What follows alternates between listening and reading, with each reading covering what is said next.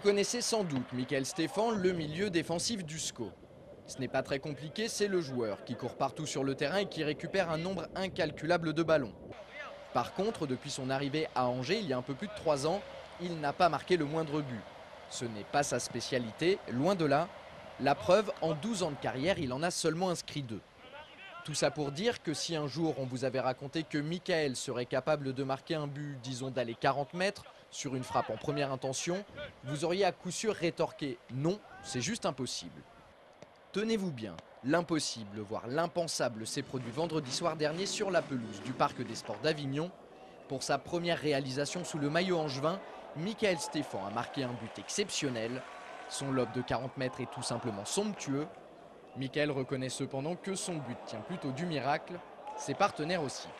Il y a eu un peu de vent, parce que je pense que s'il n'y a pas de vent, le ballon il dépasse pas la surface de réparation. C'est un geste que je tente une fois et que je réussirai qu'une fois sur...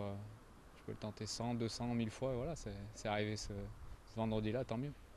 Bonne nouvelle pour Michael, grâce à ce but, il se fera beaucoup moins chambrer par ses partenaires. Franchement, en plus là on peut pas le tailler parce que il met pas une frappe du dragon, il met son petit intérieur du pied c'est sa spécialité, donc voilà, il a utilisé la meilleure surface.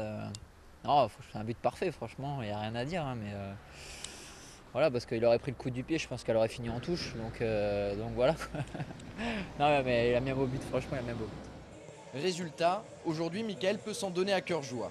Désormais c'est lui qui taquine ses coéquipiers, et notamment un certain Karim Djelabi. Le latéral gauche angevin n'a pas inscrit de but depuis très longtemps. Vu que c'est pas, comme tu l'as dit, un but de raccro, ça les a un peu calmés aussi, donc ça y est, maintenant ils vont arrêter de me saouler, comme tu l'as dit il y a 2 minutes. J'attends Karim maintenant. Je laisse le flambeau à Karim. Réponse de l'intéressé. On va dire que son but c'est un peu de la chance, quoi. Bon, il l'a repris comme il est venu, il a fermé les yeux, il a tiré, bon, il a marqué, il a un peu de chance. C'est vrai que maintenant moi ça fait un bout de temps que je ne peux pas marquer, donc on va essayer d'égaliser le score, quoi. Retour maintenant au match de vendredi qui a opposé Arles-Avignon à Angers. Une rencontre qui s'est soldée par un match nul, un but partout entre les deux formations. Un résultat somme toute logique car les hommes de Jean-Louis Garcia auraient aussi bien pu l'emporter que s'incliner. On est frustré par rapport à la première période où on a quand même des occasions pour gagner. Après, si on analyse bien sur la deuxième mi-temps, on peut le perdre. C'est un bon point de prix à condition qu'on gagne contre Sedan. Si on fait 2 victoires à nul en 3 matchs, ça sera bien. Voilà, il faut juste confirmer ce match nul contre Sedan en prenant les 3 points de la victoire. Au final, le point ramené de ce déplacement dans le Vaucluse permet à Angers de conserver sa 9e place au classement avec 8 points au compteur. Devant, Caen, Nantes et Châteauroux forment le trio de tête. En bas du classement, ça va toujours aussi mal pour Bastia, Strasbourg et Clermont qui totalisent seulement 3 points après 6 journées.